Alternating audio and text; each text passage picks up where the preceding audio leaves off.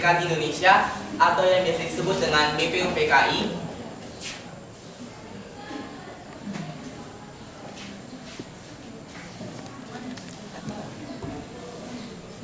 Berkaitan dengan janji yang telah dikemukakan oleh Jepang pada tanggal 1 Maret 1945, diumumkan pembentukan Badan Penyelidikan Usaha-Usaha Persiapan Kemerdekaan Indonesia yang terdiri atas 63 orang yang diketuai oleh Dr. KRT Rajiman Wedion Diningrat.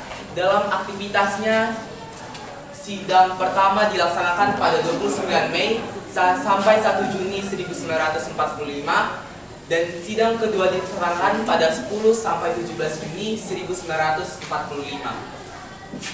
Sidang pertama BPUPKI.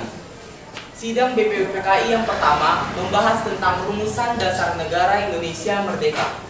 Untuk mendapatkan rumusan negara yang benar-benar tepat, maka acara dalam sidang ini adalah mendengarkan pidato dari 3 tokoh utama pergerakan nasional Indonesia, yaitu Mr. Muhammad Yamin, Mr. Supomo, dan Insinyur Soekarno.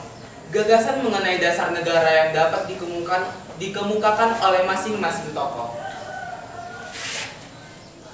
Gagasan dasar negara yang diusulkan. Nama tokoh yang pertama Muhammad Yamin. Waktu penyampaian pidatonya pada tanggal 29 Mei tahun 1945. Gagasan lisannya yang pertama peri kebangsaan, yang kedua peri kemanusiaan, yang ketiga peri ketuhanan, yang keempat peri kerakyatan, dan yang kelima kesejahteraan rakyat.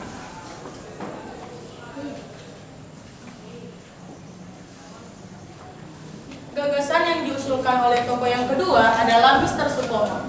Waktu penyampaian pidatonya pada tanggal 31 Juni tahun 1945 dan gagasannya yang pertama yaitu persatuan, yang kedua kekeluargaan, yang ketiga keseimbangan lahir dan batin, yang keempat musyawarah, dan yang kelima keadilan rakyat. Tokoh yang ketiga yang mengusulkannya adalah Insinyur Soekarno. Waktu penyampaian pidatonya pada tanggal 1 Juni tahun 1945. Gagasannya yaitu yang pertama kebangsaan Indonesia, yang kedua internasionalisme atau peri kemanusiaan, yang ketiga mufakat atau demokrasi, yang keempat kesejahteraan sosial, dan yang kelima ketuhanan yang Maha Esa. Gagasan mengenai rumusan 5 sila dasar negara Republik Indonesia yang dikemukakan oleh Insinyur Soekarno pada tanggal 1 Juni 1945 dikenal dengan istilah Pancasila. Peristiwa ini dikenal dengan ditetapkannya tanggal 1 Juni sebagai hari lahirnya Pancasila. Sampai akhir masa sidang pertama ini, belum ditemukan kesepakatan rumusan dasar negara Republik Indonesia yang benar-benar tepat. Oleh karena itu, dibentuklah panitia kecil yang beranggotakan 9 orang, yang disetujui oleh Insinyur Soekarno. Panitia ini dinamakan Panitia 9. Tugasnya adalah mengolah usulan dari anggota BPUPKI mengenai dasar negara Republik Indonesia. Pertemuan Panitia 9 ini menghasilkan rumusan yang disebut Jakarta Charter atau Piagam Jakarta yang disetujui secara bulat dan ditandatangani pada tanggal 22 Juni 1940.